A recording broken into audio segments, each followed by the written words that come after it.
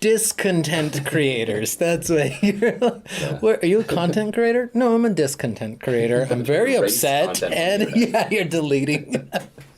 Yeah, I have a theory. I have a theory about what's happening. It's a little strange, and I think you're cool, so I don't want to scare you off as a friend. So with that preface, this is what I think is going on. I think that the internet is become it's become the closest thing that we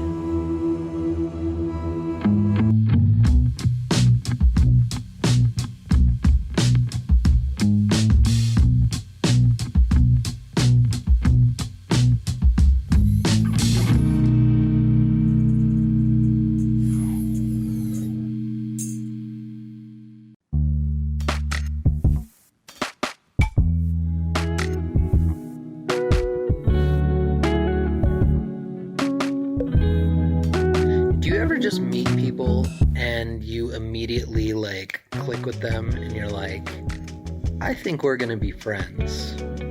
Well, I'd say about a year ago, I was at one of the first Fridays at Denver Open Media. The first Fridays are always a really fun event because you have filmmakers, musicians, comedians, just creative people of all types who come together, and there's a performance, there's free food, and it's just a lot of energy. You get to catch up with friends. And I would say maybe about a year ago, I met my friend Scott Homan, and we started talking about filmmaking, and it was one of those instances where I was like, I think I'm friend crushing pretty hard right now. I want this guy to be my friend. You know, as with all friendships, you look them up on the book. You look them up on the gram. A couple months back, me and him were actually in the same film showcase together. They were screening films at St. Mark's, and I submitted a sketch of a mockumentary, and he submitted a scene of his documentary. And while mine is comedy and his is very serious, the two seemed to pair well together, and I ended up just asking him if he wanted to come and talk to me about filmmaking and about his project specifically. It really is such a gift to be able to sit down and talk with someone who shares the same passion as you. And talking to a fellow filmmaker felt really good. Scott and I weren't sure exactly how this was going to shape up because he asked me, like, is it for a podcast? Is it for a scene? What are you doing? And, you know, I'm still working out kind of the themes and the style of day-to-days. So today, I just want to show you two friends connecting on something that they're really passionate about, which is filmmaking. And yeah, I hope you enjoy. So I mostly worked like just on my own creative projects, and then this past 2 years was the first time that I was working as like an editor in a professional environment. And what I ended up realizing is like there's like no right way to make a movie, but there's a million wrong ways. And like being surrounded by other people that are like, that feels off, like that ain't right, you know? Mm-hmm. And it's like we don't know what the answer is, but it's definitely not that, you know? Yeah, and I always love to go down some rabbit hole when I'm editing.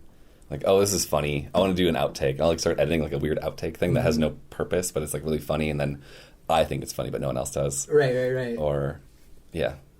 I'll edit something that is like, oh, I think I can incorporate this, but I have to do these tricks, these technical tricks to make it work.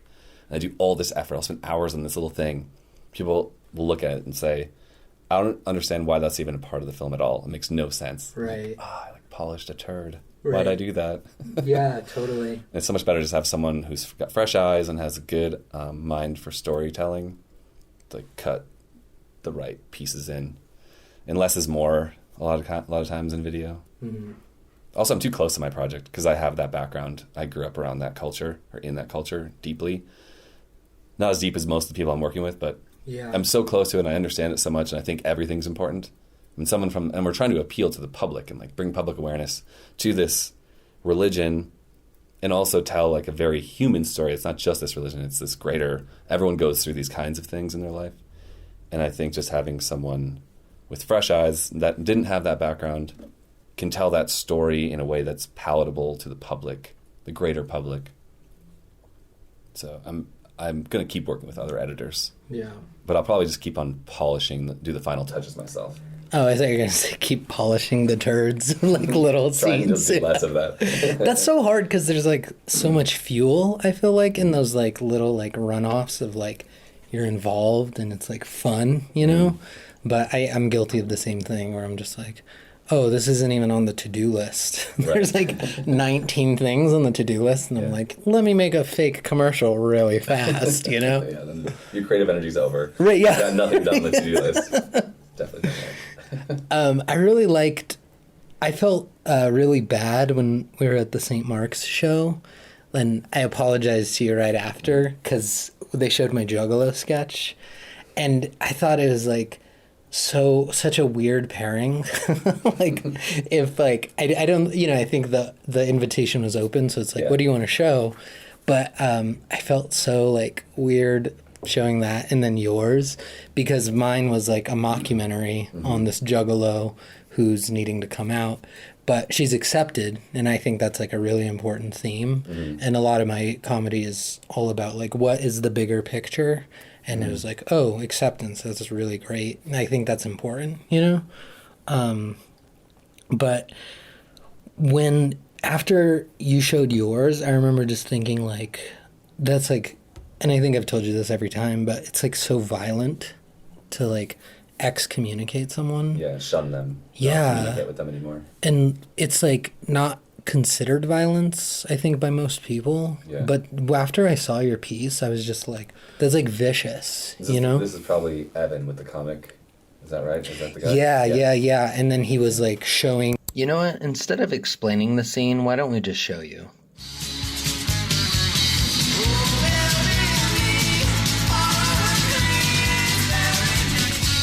Am I happier now as an individual in my life after leaving the Jehovah's Witness organization? And I would say yes. I mean, without a doubt.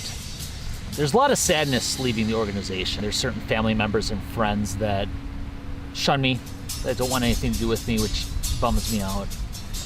But again, if you don't focus on that, the fact that I'm actually able to make a difference in the world, live true to myself, live true to my fellow humans, that's a great thing. I wouldn't have it any other way. To get an education, I went back to college at age 30 to get an education and to travel abroad. I did some of that as well, and to experience and meet different walks of life. Just enlightens you to the variety of humanity, the fact that there is way more good than bad in the world. You know, we were raised to believe that there was more bad in the world than good. I think for a majority of people in it, it is a religion that promises something that is desirable and hope affirming, because I mean, it promises a world with no death, it promises a world with no sin, it promises a world with peace, no war. I mean, that's a great story, ideal to strive for. So I think a lot of the people in it are wanting that kind of promise, that future promise. But then you have those psychotics that are part of the congregation too, who, for them, it's a way to be, to have power, to lord it over others, to borrow a scriptural term. But yeah, I don't know. When I was in it, for me, it was about making the world a better, like hoping for a better world. That was what I was about. Like when I would preach, I was sharing with people that there was a future coming that would do away with all the negative things in our world, and that there would be a world of peace and joy, and you'd be able to pursue your interests and live happily. For me, that's what it was back in the day, and I think a lot of people are like that. But since I've been away, I've seen some of the negative qualities of it as well.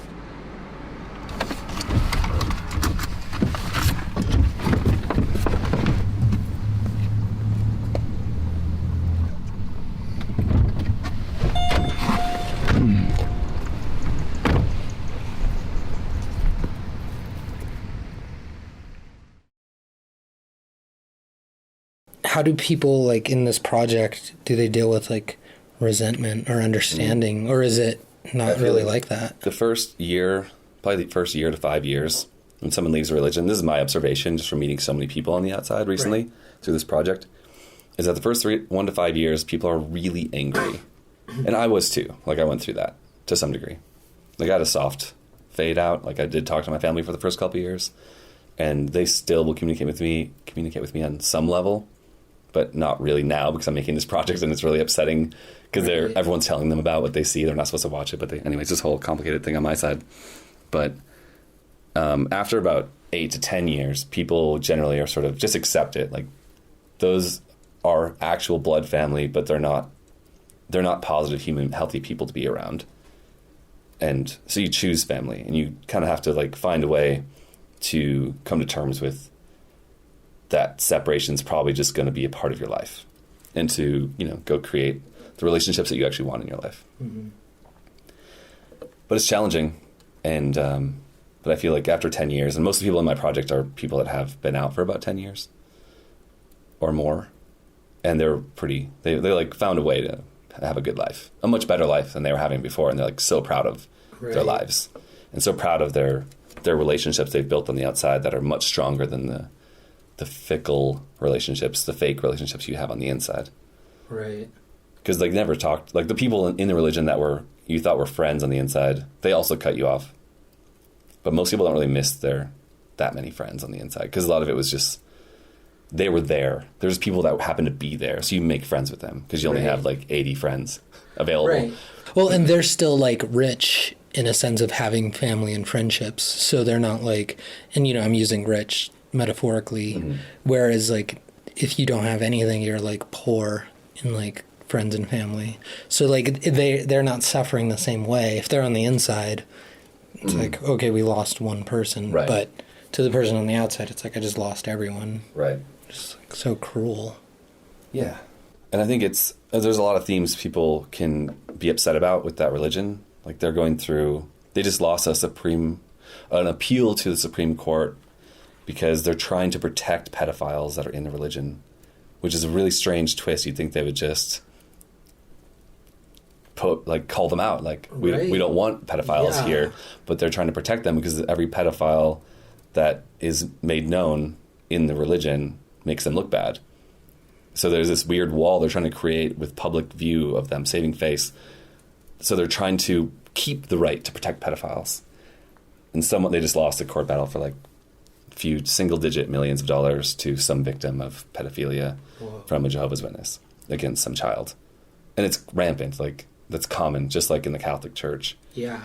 In some cases, it's elders. In some cases, it's just some other congregation member doing some creepy thing. There's a lot of victims. I knew them growing up, and I knew people who were... My first boss, she was a witness, and she had been molested. And our family friends, like, some guy went to prison for it, but, like, got accepted back in the religion. Just that whole thing, that's, like, terrible. But, like, I feel like shunning is this really harmful act. Yeah. And that's probably more the focus of what my project is about, is shunning.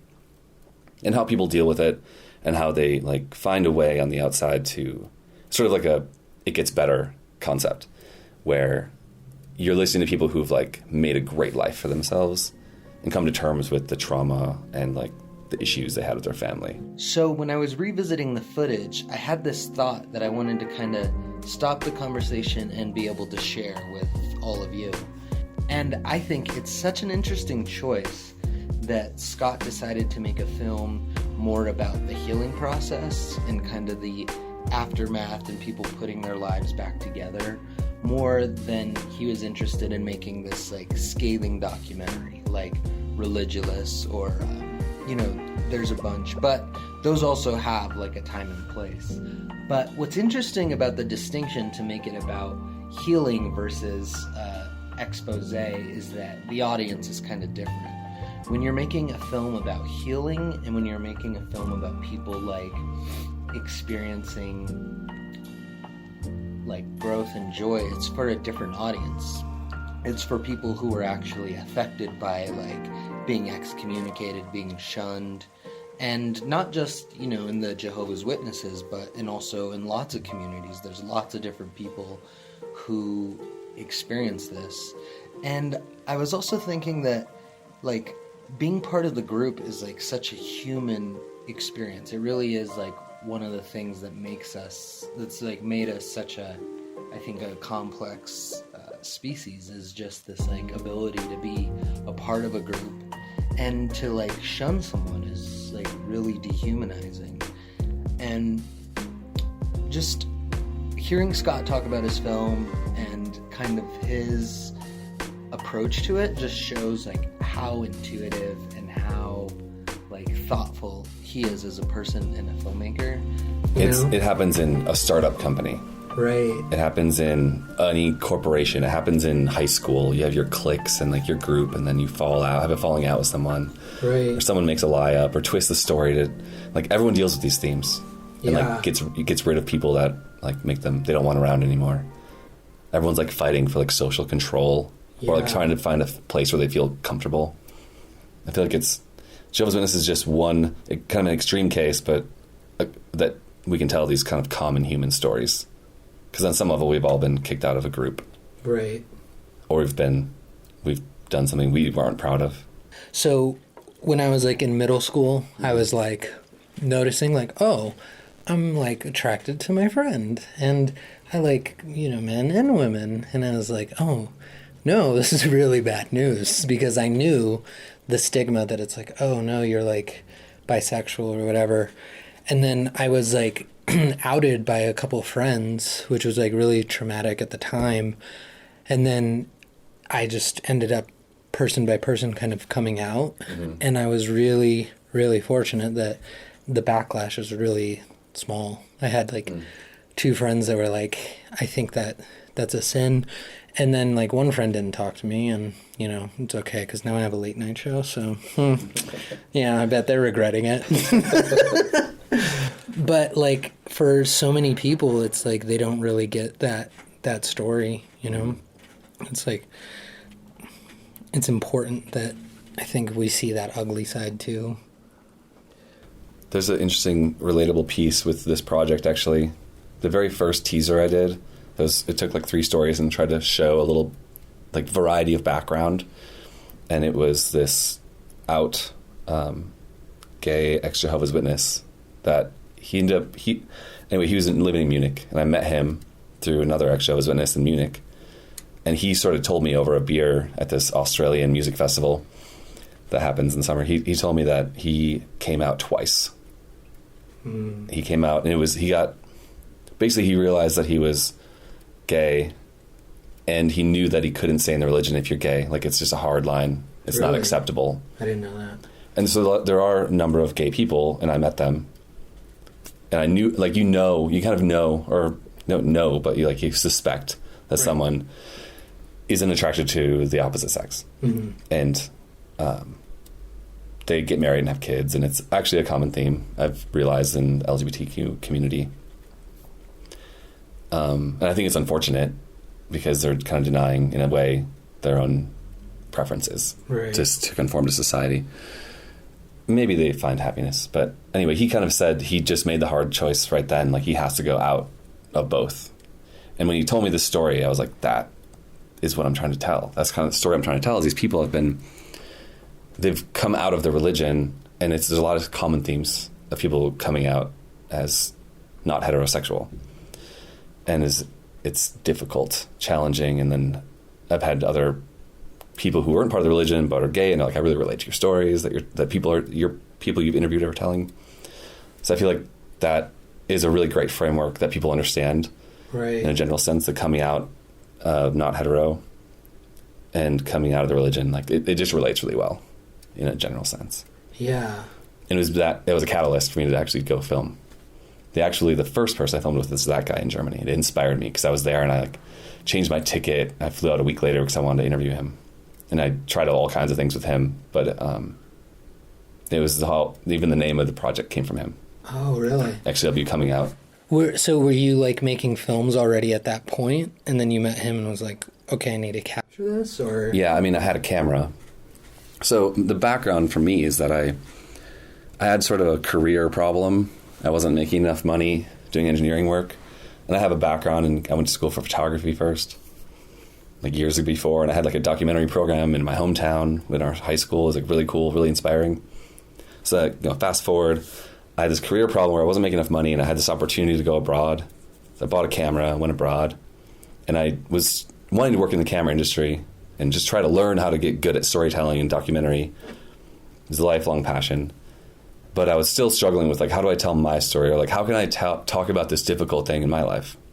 And I'd spent, like, 3 years in Vietnam working with cameras as much as I could, making music videos and working on, like, kind of bigger NGO documentaries and stuff with other people. And when I was in Germany and met him, I was like, that's the story. That's how I'm going to frame this. And just started filming with him and learned kind of how to do storytelling. Mm-hmm. Through that was a catalyst, and then I've since gone out to California with a friend, or Oregon with a friend, to film with him, an old friend, and then I met this other girl in Vietnam, and I was back in Vietnam, who was an Jehovah's Witness, and her story is completely unique, and her culture is completely different, and it's a global story. So then it just sort of went on from there, but it was a coming out story, that inspired it. That's awesome.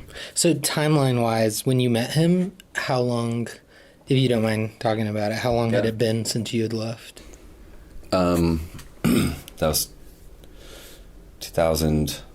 Let's see. I left in 2008, 2009, and that was probably like 7 years later. Oh, okay. Yeah. So I was sort of still, like, part of me being in Vietnam was just like, I need a life reset, like decompress from all this stuff that's going on here, and my family's not hanging out with me. Like, I don't have a place to go home to, so I might as well go as far away as I can possibly go to just make a new life kind of thing. Right. And kind of refresh. And it was a great mental break. It was a completely different, exotic environment. And it was cheap enough as well. Like, that's the aspect of it. It was a place I could live and afford my life and experiment with creative projects. Right. And then I just wanted to wait. I realized what I was doing there was, like, trying to figure out the next step in my life. Yeah. And this was, like, a constant thing in the background. Like, I think about it on a daily basis. I feel like it's like a really valuable stories. These are really valuable perspectives to tell, but it's a much larger thing than just this cult's terrible. Right. It's a human story that's common for a lot of people everywhere. It's interesting because I feel like, that idea of, like, the amount of mental space the project takes up, I don't know if, like, people understand that kind of life, like, if they don't make movies, how much we can really be, like, focused and, like, staying in that world of, like, oh, it can be like this, and then you're thinking about this storyline, and just, like, it really is. I feel like a lot of the times that I'm like a hard drive that is, like, at capacity, you know, and then I'm like, let me, like, dump some more files onto my brain, and then I have to, like, delete something, you know. But I feel like ideas wise, sometimes I'm like at max capacity. Are you trying all of your ideas? It sounds like you have a number of different shows that are, like, different aspects of your creative concept. Yeah, so something happened to me, and I don't know if this happens to a lot of people, but when I quit drinking, so that was about 3 years ago, I had noticed that I just had, like, this newfound kind of energy, because I feel like my brain was, like, really murky. I was always, like, kind of in a fog. Mm-hmm. And then when I stopped, like 3 months after I stopped, I just felt like everything was, like, running on all cylinders, and it's kind of been that way ever since. And I'm kind of wondering if it's gonna stop. Like, I would be happy if it did. But, like, I just don't know if, I think other people operate like that too, but I don't know. But yeah, I try to follow as many ideas as I can, and I've set up, like, a life that allows me to, which is really fortunate. But I should give it a try. When people do Sober October, and beer and whiskey are like my drinks of choice. Yeah.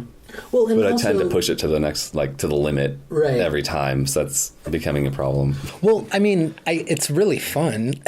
Like, I totally understand. Yeah. I started to notice something was up when I was always the last one to leave the bar. That was like a red flag.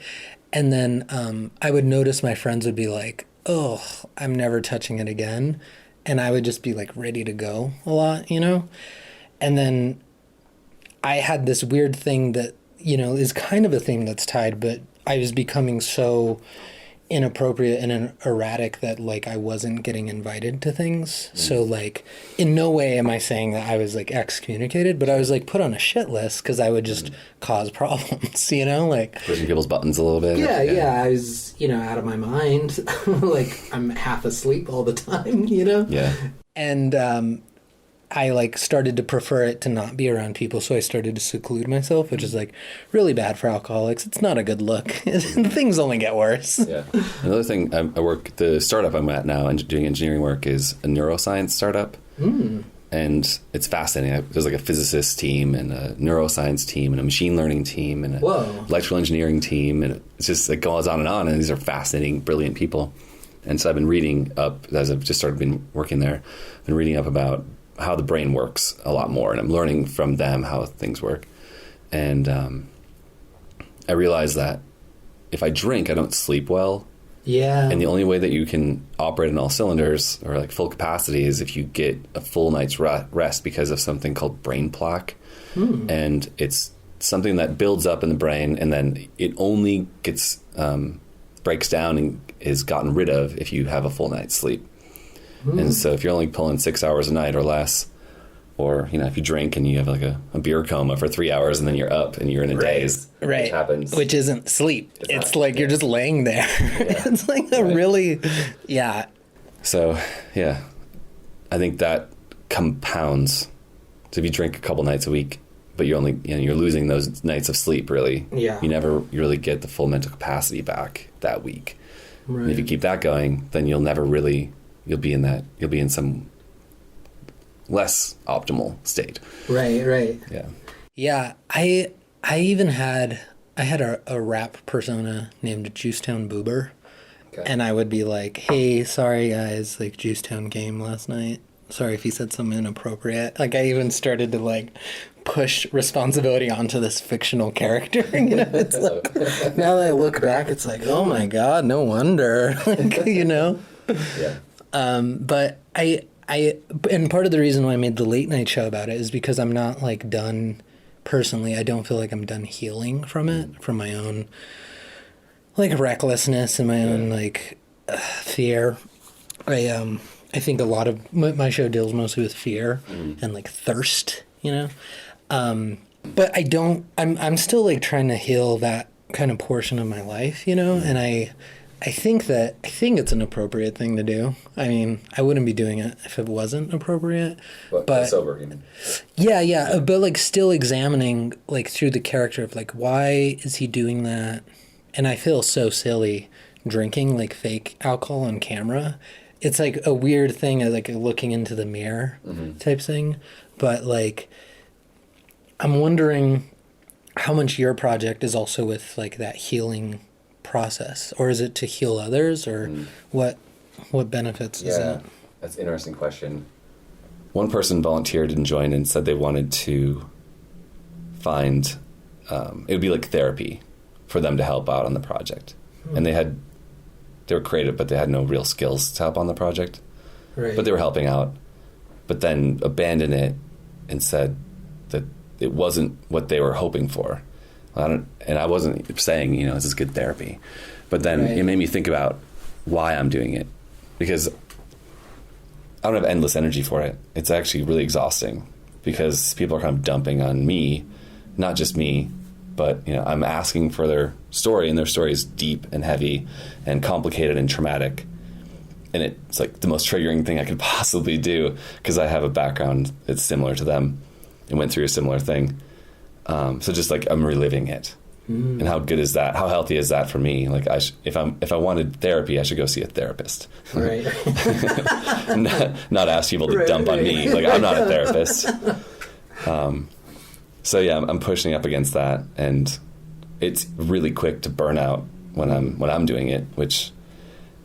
And even editing it, like you sit through 5-hour interview, and it's fascinating and amazing and relatable, and then you have to spend like 40 hours editing it down into something palatable. Right. So I'm just like swimming in these ideas that are like really personal.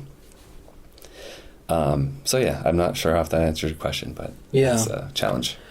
Yeah, I've always wondered, like, if there's just like a different experience, like being a filmmaker, because even working with other projects, we'll be editing this scene for months. So we went to a retreat. We filmed 3 days of kind of like these 5 Latinas getting connected with their identity, and also like talking about also trauma, like really heavy stuff. And it was 3 days of filming, and we ended up editing scenes like for 2 months afterwards. And I was just like, it's weird how comfortable we are staying in these places. Like, we'll have an idea and we'll stay until it's like executed. And I wonder if there's something about like a filmmaker's brain. Maybe the neuroscientists could like hook us up to stuff and be like, oh, you're gonna stay locked in for 5 hours on this, you know? I just think it separates us from other like kind of artists or something. It's very long form. Mm-hmm. The act of conceiving of an idea, the organization to go capture it, and knowing you captured it at the moment, that you got the right emotive voice for this topic, and then editing it into something. It's so long. It takes forever. Like my feature, I filmed that in 6 days. Mm-hmm. And it is 1.5 years later, and there's a lot of money that's been spent on it, and countless hours, like hundreds of hours. Right. And it's halfway done. Yeah. I don't know what we're doing or why we're doing it. Right, yeah. And so I got open before, like maybe cameras, maybe cameras are not the right choice for humanity. Well, they're already at the party, so I don't know what you want to do. And they're hungry, and we're going to feed them, all right? Yeah. Yeah, I had that idea just the other day. Just had a very fun, very present day on the beach with a couple friends, other camera people, editors. And we were talking, and I just had this thought, like, wait a minute, I think we made a mistake. Why did we record anything ever? Right. Because living life now is so good. Yeah. In the present moment, and maybe we shouldn't. My grandpa has this expression. He's like, you should let dead dogs lie. Like, don't dig up old stories. Right. You might not like what you find, that kind of idea. Right. I'm not sure if I captured the quote properly. Right. When you dig up, I think in the Minority Report he says, when you dig up the past, all you get is dirty. Yeah. And I always love that line. That's the idea. And now we're recording everything, especially now with YouTube. Yeah. And it's this amazing new format, but why? And what is the value there? Because if we could just if everyone shut off the TV forever, like even just for like a week, no one watched anything. Right. We'd all go hang out with our friends. Yeah. And have real experiences, and don't watch someone having fun, or don't watch sports where someone's living their dream. Go live your dream and go do that thing you love. Right. And don't record it. Just enjoy the moment, actually. I'm advocating that no one makes any more TV shows. No more content. Yeah. Discontent creators. That's what you're like. Yeah. Are you a content creator? No, I'm a discontent creator. I'm very upset, and you're deleting. Yeah, I have a theory. I have a theory about what's happening. It's a little strange, and I think you're cool, so I don't want to scare you off as a friend. So with that preface, this is what I think is going on. I think that the internet is become the closest thing that we understand to God. And there's a lot of people who say, like, if you put out content and you keep giving to this deity, it will eventually reward you. And I'm very wary about this. So I like tread lightly, or at least this is how I feel towards it. And it feels like a lot of people are creating to get something. That this is like the new thing that you pray to. And it's like, I'm going to pray to the internet that my song's going to blow up on SoundCloud or something. I think that is what's happening. And I think that like celebrities are kind of like these saints. They're like the closest thing that we understand to saints, which is why we get really like hurt when they pass away. There's like something so much bigger than just a person or a stranger. They're like symbols that represent things. And I just like, I get really worried for people that are creating for a reward, you know? And I really try to watch that. That's not why I'm doing that. Speaking of which, you can visit my Patreon, which has actual rewards, right? But it's like, I just wonder if there's like these things that play out in us, and now the internet is kind of replacing religion, and just like that same thing of like people getting kicked out of groups. It's like this theme that kind of like just goes through all these different classes and groups. But I do agree that we're not as present, you know? Yeah, every time there's a beautiful moment, someone pulls out a phone and takes a picture of it. Right. And it's not pure either. It's not like, oh, Let's I'm going to show recreate that this. Yeah. Well, it's like, oh, I bet this will get a lot of likes and stuff. And that's not like pure. I've wondered if we could get to that place of like sharing for the actual sake of sharing. But Was it ever good? Like, did the online system and like putting content up or like sharing things, has it ever been a positive thing? Like, I honestly like doing all these things. Like, I have an Instagram. I post to it very, very rarely, but I post to it. I used to post a lot to Facebook, trying to always post something that's honest and like my own photo or something. Right. And I have this sort of purist view. Like, I don't want to put anyone else's content or share. I'll share someone else's content if I value it or if they made it themselves. But I'd like to put my own thing out there in the world. But I'm not sure if did it ever work well? Did having the like button, was it ever a good thing? Or is there a better way? Like, what's the ideal, like, way to share or create? Yeah. And add. What are we adding to the world? That's a really good question. But I like your idea. I like your idea that it's sort of a replacement for religion, and I think so. It feels that way. Yeah.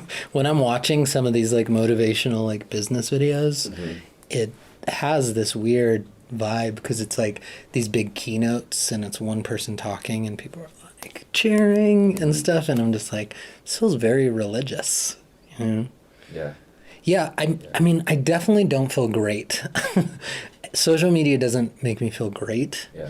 And I've actually, I've unfollowed everybody, and I just use it.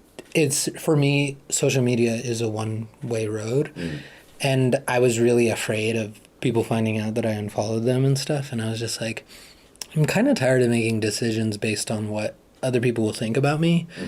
And it's so yourself, nice. you know? Yeah. Well, and I think excuses for being yourself. right. And I'm like, it's so nice because now on Instagram, after 2 scrolls, it says you're all caught up, which is like a really great feeling. And I want other people to experience that feeling. And I think some people are better at consuming and some people are better at creating. And I think I'm better at creating than consuming. Sure. Because I also feel like I'm actually like a pretty sensitive, emotional person. So when I just see posts, nothing's casual. Everything is like, I'm thinking about it and I'm affected by it. So like, and that's okay. I can call it and be like, I actually don't care what these people are talking about. But it was hard, you know? But I think if you're just honest to your relationship to it, I think that people will be okay. But a lot of people aren't. And their like self-esteem is tied to it. And I've definitely been there, so I know what it's like, you know? Or like I'll put a lot of work into something and then it gets no views because nowadays you gotta kind of pay to play, which is like another hard part about being like an independent filmmaker. It's like, okay, before you could just post and now you gotta pay if you want to pay share. Facebook or Instagram for it to do something, Right. for them to show other people the thing. well, their hands on the faucet now, which is Right. really obnoxious, It used to be organic. Like, Right. my friends follow me because they want to see my stuff, so Yeah. they get to see it. Yeah. And now they don't get to see it Right. unless you pay for your own fans. Yeah. Like, you worked hard to get those fans. I will say, though, that I saw your post, and then I joined your Patreon, and then here we are today talking. Yeah. So, True. it is good sometimes. Yeah. But here we are giving back to the machine. Yeah. There's something deeper about your idea of a religion, and I feel like I just missed the thought, but... Oh, no, this is it. I'm glad I just voiced it. So I feel like there's this other trend happening in society where there's these repetitions where a religious framework, let's say general Christianity was maybe the dominant religion in North American culture. And it was a place where people could say, these are the rules, you have to follow the rules and fall in line. And this is where we derive our morality, whether they do or not, from the book, this holy book. But the culture is sort of agreeing that this is acceptable, this is not acceptable. Right. And more people are getting away from that. Even within Christianity, there's like over 2,000 kinds of Christianity in America. And some are more open to new ideas, and some are hardline, what the book says is what it means. And, but we're more moving towards this like softer version of it. So people are more open to suggestion and open to new ideas. And there's, for example, LGBTQ ministers. Right. Like that's this thing that exists. And it We're seems also still Christians. Yeah, right. Yeah. They still believe a lot of the tenets of the religion.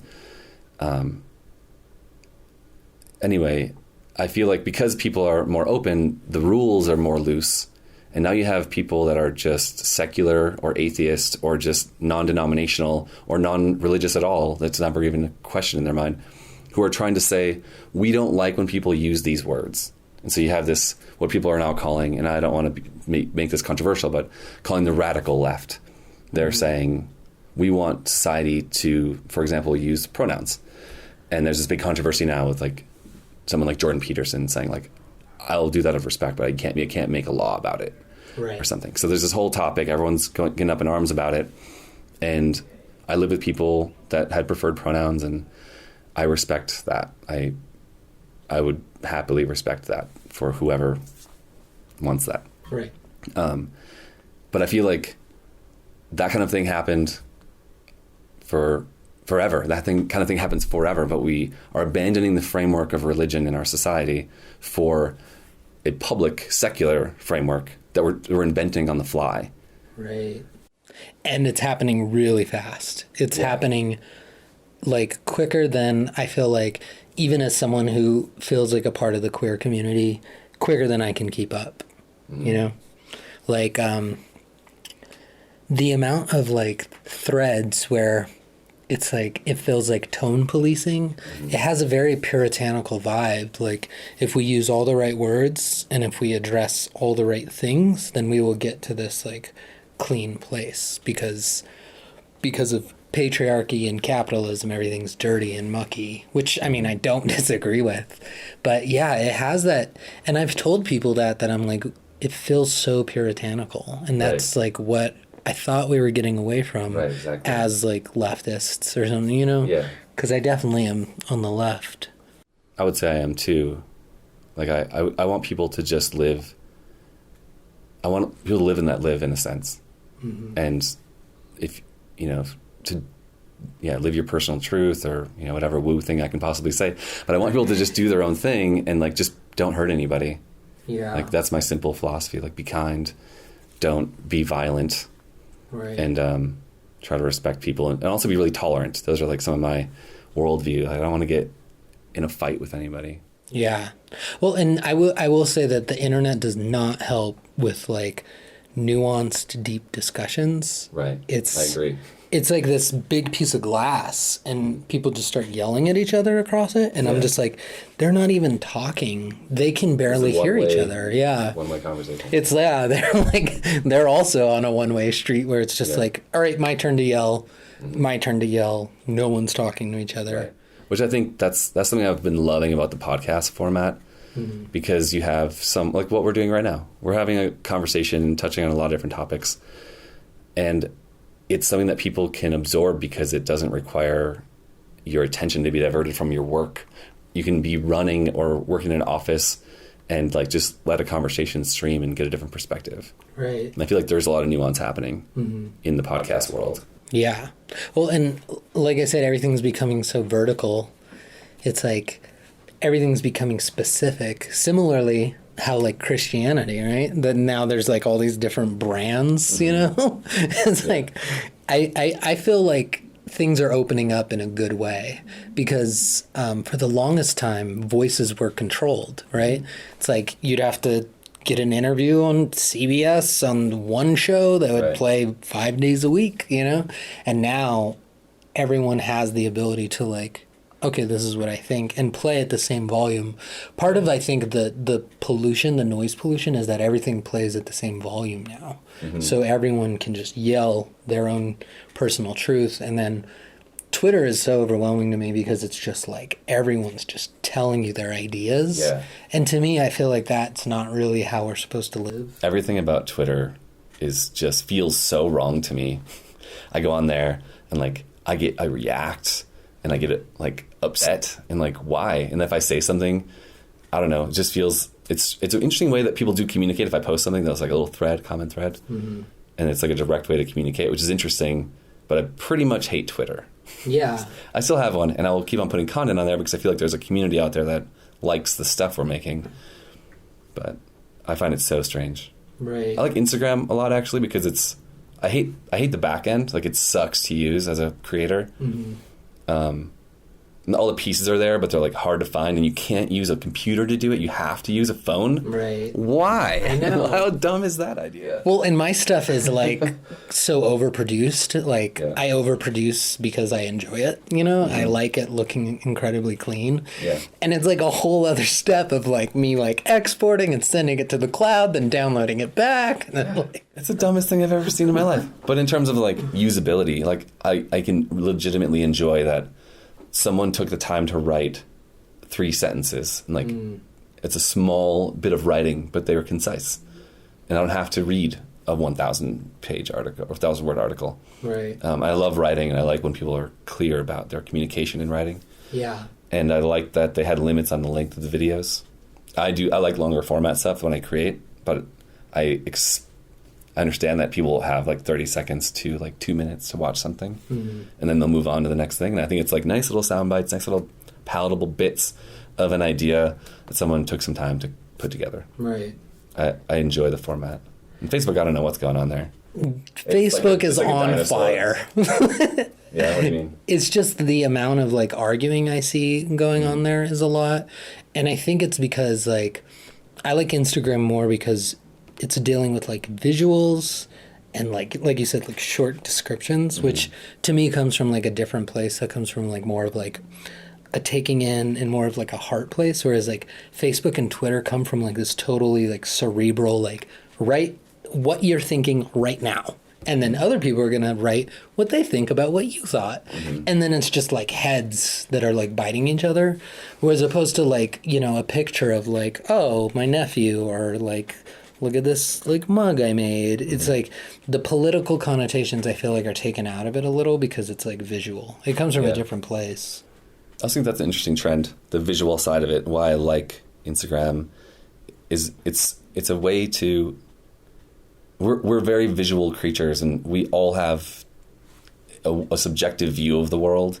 We're sort of like reflecting our subjective view back in the world. Right. Like this is what I think is beautiful or cool. Right. Boom. And you don't have to importantly- describe it. It's visual. Yeah. So it's instant communication on this deeply human form of communication. Right. And to me, it feels like this is what someone cares about. Like, if you really want to find out what someone cares about... Look at their Instagram feed. Yeah, and it's like, it's kind of like, it's almost like virtual reality where you're like putting on the goggles to see literally what they're seeing because the phone is like their perspective, Right. you know? It's like if you try to describe a dream to someone, Yeah. it's very difficult to convey it. You might convey something that happened or someone said words, and you would convey what they said or the communication or how, like, an emotion. But you can never really describe the scene Right. very well. But you can show, like, that is a beautiful thing about visuals. And though I'm such a visual person, and I absolutely love film and photography, I just feel like it's sort of a way to, like, you can capture a dream idea, maybe. Right. You can conceive of an idea visually and then go shoot it and then show the world what you thought of, what you imagined. It's kind of amazing. Yeah. But it's too easy. Everyone can do it now because the cell phones got so good. I almost feel cheated because I went to school for photography. I feel cheated that anyone can do it. And photos can look amazing from an amateur. Yeah. And it's at their fingertips, in your pocket. For real, it puts me again in that, like, fear place, because so I work as a video editor and I work as, like, a podcast producer, and that specialty is getting less and less. And I was never a career guy, and I never was like, I'm going to make a bunch of money. So, like, I'm like, oh, this is my livelihood. And it's becoming, like, less and less likely that there's a big future in it. If anything, there'll still be a future, but it'll be like, here's smaller amounts, like Fiverr or something, where it's like people are editing things for $100, you know?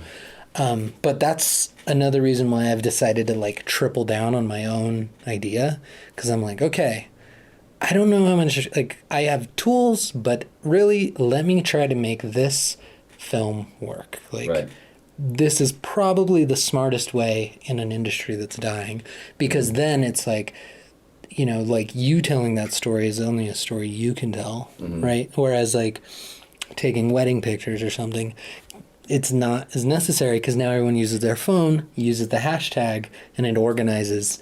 You suddenly have 20 photographers. You don't have one good one, but you have 20 good phones. So what's the difference, you know? And you have 20 different perspectives, right, which is amazing because a photographer can only get what they curate. Yeah. And that's not the full experience. They have 100 people attending. You have 100 different subjective experiences, and if they all take a couple of pictures, then you have this amazingly all-encompassing view. Right.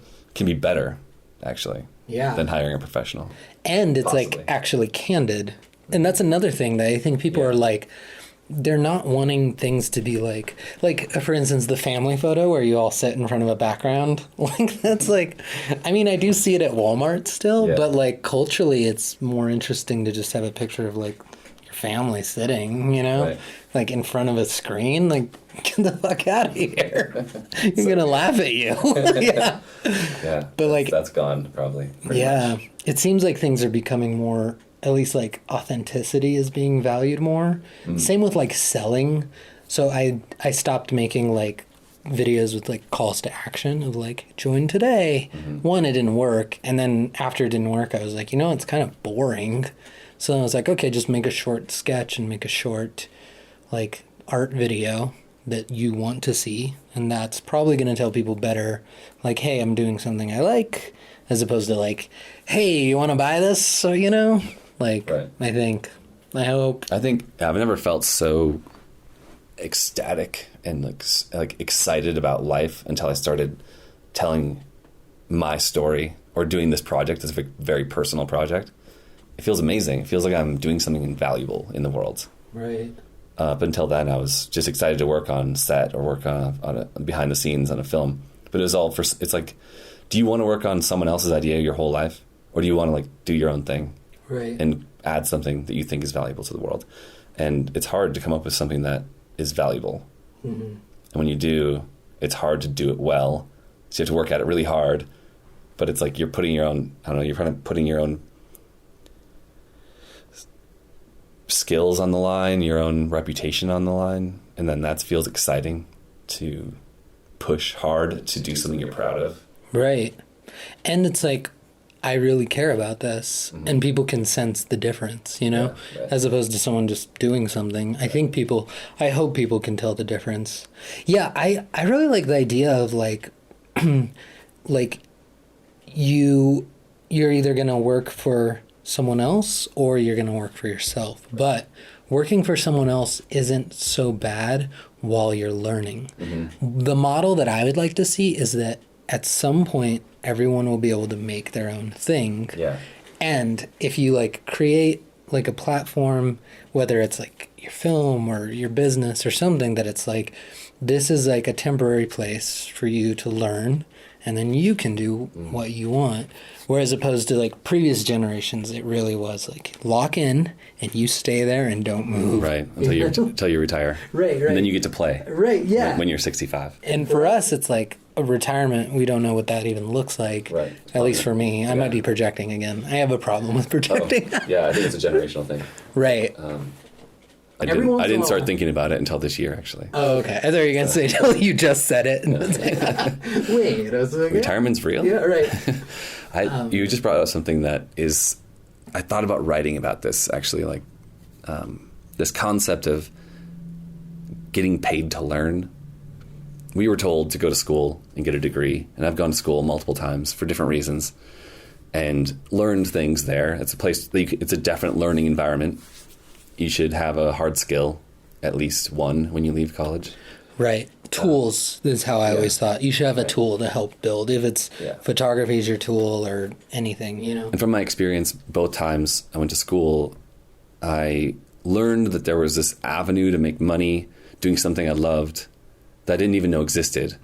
And it was like a good amount of money to do that thing. Like, for example, in photography school, I learned that there's a thing called a photographer's assistant. Never even conceived of such an idea. Right. And what's amazing about that is you show up for the day, you help someone else who's taking all the responsibility and all the risk, and they'll pay you a good day rate.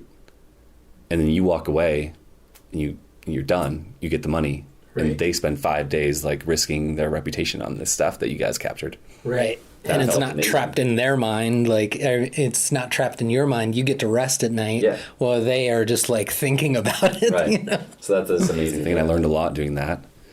But I was going to say is that there's this other thing I've done a lot of, which is I didn't know what I wanted to do with my life. And almost nobody does. And I tried like 10 different career paths for 6 months. And like I've been a mechanic. I worked in carpentry. I did like annoying cleaning jobs. Oh, really? Like floor maintenance, like some blue collar thing, right? Or like bottom of society cleaning. And I worked in restaurants. I've worked with cameras, and I've worked in forestry at a lumber mill. All of these just to think like, okay, like what do I like about this? What don't I like about it? Do I want to stick with this or not? And I was getting paid to, you know, I mean, that doesn't sound like none of those are really the career choice I went with. But the idea is that you don't have to blow 30 grand on something that you don't know if you want to do. Right. You can just go work in that field on the bottom, and then if you want to keep going, work up. Yeah. But you're getting paid to learn the whole time, which is kind of amazing. And you can make that your concept of your life plan. Right. Eventually, I did the same thing with engineering. Like some guy said, "Do you think you could learn how to do this?" Like he said, he'd mentor me, like mentor and apprentice sort of, a master apprentice sort of situation, where you'd choose a master in a sense, someone who's in an industry you're interested in, ask them directly if you can work for them, and they'll pay you, even though you don't know what you're doing. Right. But then they'll train you because they have all these skills. They know how to run the business. They know how to do everything that you need to learn. And you don't spend extra years in school learning some other thing that doesn't relate at all. You learn exactly what you need to know right there on the spot. Yeah. I've done a lot of that, and it's paid off in 2 different career paths. In a sense. Right. Engineering and filmmaking. Yeah. And they're both sort of self-taught, but not really, because I like worked directly with people who are professionals the whole time from the beginning. I learned the concepts and learned how to do it properly, and learned only what you need to know, kind of thing, to get the results you're looking for. Mm-hmm. Super fun way to live. And I think like that comes from such a different place as opposed to like you're my employee, I'm your employer, where it's like, oh, I'm mentoring you. This is an apprenticeship. I'm going to show you how I do it. Right. And I'm going to like tell you my creative process, because I think in every line of work, there's like creativity, you know, like it's like one of the cool parts about makes us like human is that we're like so creative and we're so strange and like the things we come up with are so remarkably strange, you know, cameras being one of them. Yeah. Just humans. Okay. Yeah. I mean, I don't think me and you personally come up with anything too strange, but who knows what it looks like on the outside. We were talking the other day about cruise ships. Like fundamentally, I hate everything about cruise ships and what they represent in society. But like someone had this idea. They're like, well, it's illegal to have a casino on land, Let's put on a boat. And then all the lawmakers were like, oh, we didn't think of that. Shit. Yeah. And like, that's hilarious that someone thought of that. And they're like, let me see if I can get away with it. And then they did. And now there's a casino on a boat everywhere. Right. And still no one made a law. So, you know what's funny too is that, you know, I feel like as filmmakers, we're kind of told like, oh, that's like a risky choice. Maybe choose a more stable career. But I always think about those drunk bike carts downtown where it's like one sober driver and then 10 drunk people who pay money to like go on this tiki hut. Like, could you imagine if I came up to you and I was like, I have an idea, and it was like, we're gonna get these drunk people on one big bike and it's like gonna be dressed like a tiki, they're gonna ride around downtown Friday night. People would be like, your business is never going to succeed. Right. Your idea is dumb. And then every time I go downtown, I'm like, as stupid as that is kind of inspirational to me. Mm-hmm. And I'm just like, yeah, you should do it because they did it. Right. Go do a crazy idea. That's part of my fixation with like juggalos too. It's like your rap group is a posse of insane clowns and you're like one of the biggest musical groups in musical history. Right. You know? I mean, I'm dressing it up a bit to drive the point home. But it's like no idea is like that far out, I think, personally. And people want something new and fresh. They're interested. Yeah. Like I saw a guy at the beach the other day walking a pig on a leash with like, he had like pink sparkle boots and like the pig had like a matching collar. I was like, fucking love people. Yeah. People are so funny. Right. Well, I had a similar thing. So, you know, I had just one of those rough days where I was like really stressed out. GoPro's down. GoPro's like, I've heard this story before. Yeah. One at a time. Right. So I was having like a pretty rough day and I was worried about finances. My car is smoking, you know, so I'm like, that's not good. Car shouldn't be smoking out the engine. And then like out of nowhere, this like shirtless dude was like riding this bike and it had a flat that like trailer that you could carry stuff. 2 dogs, happy as can be that he's carrying, and then a stereo that's playing Spice Girls, and it's like, I'll tell you what I want, what I really, really want. So tell me what you want, what you really... And I was just like, oh my God. And he was like older. He was like 50 or 60. Mm-hmm. He's like not doing this ironically. This is like, I think this is what he's doing. And these 2 dogs are as like happy as can be. Mm-hmm. And it gave me like such a gift. And I was just like, all right, you could be worried about money, but that's pretty remarkable. Like, there's some guy in Boulder, like Boulder's filled with like street performers in the summer. It's so funny. He'd ride around on a unicycle in like a pink onesie like that just only had a spot for his face. It's like a full skin tight spandex. Right. And that's what he gives back to the world, and it's amazing every time. Yeah. I love that people put themselves out there. I guess that's what we're doing in a sense. Yeah. Putting ourselves out there, and it just feels like a good time. Right. And I think intention is so key. And there are a lot of people putting themselves out there with bad intentions. Mm-hmm. And us and those guys we're talking about, I think they're doing the good putting out, you know? Like, this is a gift to you. The people with bad intentions. Like, street performers and us are the good people. Okay. Not to make it good or bad. Right. Intentions are either, like, positive and constructive or selfish and destructive, I guess, is one way to think of it. I'm really trying to stay away from the good and bad framework. Sure. I think it's too simplistic. The world's not really like that. And it's dirty as hell. Like, ain't no one clean in that conversation. But it's like, okay, can things be constructive, destructive, and, you know, that's why I like the memes. It's like chaotic good, chaotic neutral, chaotic evil. And there was one where it was like, chaotic good was Jim Carrey as, what's the movie where all the cameras are on him, similar to this? The Matrix, when they do those spin. No, this could be. It's have enough cameras for that. Jim Carrey. It's like I'm drawing a blank. Jim Carrey is like this TV show character, The Truman Show. Okay. The Truman Show. Chaotic good is The Truman Show. Chaotic neutral is like Eternal Sunshine of the Spotless Mind, and then chaotic bad is like The Mask, you know. So it's like all these like different kind of things, and I was like, I love that.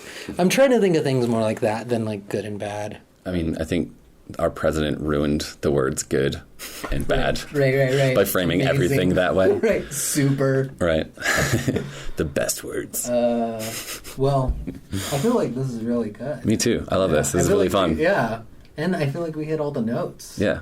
Do you want to? Great. Is there anything else that you want to talk about? Or? Oh, everyone should support Matt's TV show on his Patreon. Yeah. That's great. And you have a Patreon too. That's true. Everyone should support Scott. Thank you. It's XJW, letters XJW, and then DOC for documentary. XJWs Witness documentary.